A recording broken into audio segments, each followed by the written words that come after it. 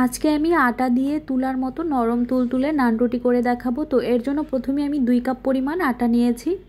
এর মধ্যে দিয়ে দিলাম 1 টেবিল চামচ পরিমাণ গুঁড়া দুধ, আর গুঁড়া দুধটা কিন্তু অবশ্যই দেওয়ার চেষ্টা করবেন। এরপর দিয়ে দিলাম 2 চা চামচ পরিমাণ চিনি, 1 চা চামচ পরিমাণ ইস্ট, আর দিয়ে দিচ্ছি লবণ পরিমাণ মতো। এরপর শুকনো উপকরণগুলোকে আমি একটু ভালোভাবে মিশিয়ে নিচ্ছি। শুকনো উপকরণগুলোকে ভালোভাবে মিশিয়ে নেওয়ার পরে এর মধ্যে দিয়ে দিলাম 1 টেবিল চামচের মতো রান্নার তেল। এরপর হাত দিয়ে এটাকে ভালোভাবে মিশিয়ে নিতে হবে। তো এটাকে হাত দিয়ে ভালোভাবে মিশিয়ে নেওয়ার পরে এর মধ্যে আমি নর্মাল একটা পানি নিয়েছি, সেটা দিয়ে একটা নরম ডো তৈরি করে নিব।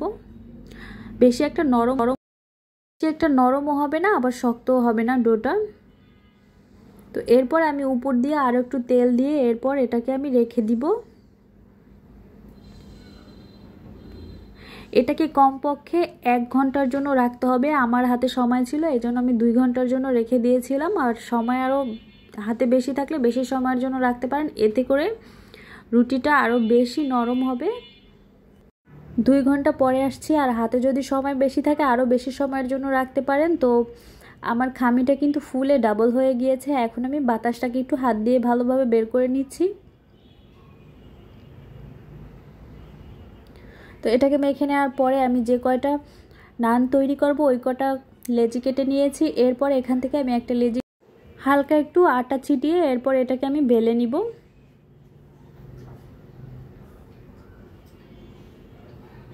তো এভাবে চেপে চেপে একটু টেনে টেনে বেলে নিলেই হবে। আর এই রুটিটা কিন্তু একটু মোটা থাকবে।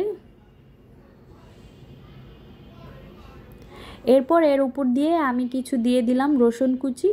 এটা আপনারা চাইলে নাও দিতে পারেন, এমনিতেও জাস্ট এখন ছেঁকে নিলেই হবে। তো আমি একটু রুটি দিয়ে দিলাম আর উপরে একটু ধনিয়া পাতা দিয়ে দিলাম, এতে করে খেতে আরও বেশি ভালো লাগে।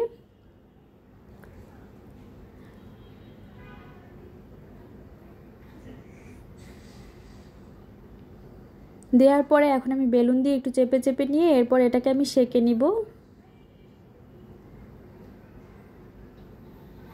আর আগে থেকে কিন্তু তাওয়াটাকে ভালোভাবে একটু গরম করে নিতে হবে, এরপর সেঁকে নিতে হবে।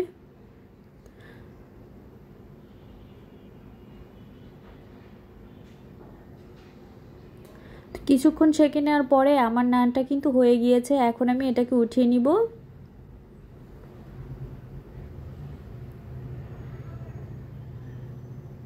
তো দেখেই বুঝতে পারছেন এটা কতটা সুন্দর হয়েছে। এরপর আমি উপর দিয়ে একটু বাটার ব্রাশ করে দিব, এতে করে রুটিটা অনেক বেশি সফট হবে আর খেতেও ভালো লাগবে। আপনারা চাইলে আপনারাও করতে পারেন, আবার এমনিতেও খেতে পারেন, তবে বাটারটা দিলে আর রসুন আর ধনিয়া পাতা দিলে কিন্তু বেশি মজার হয়।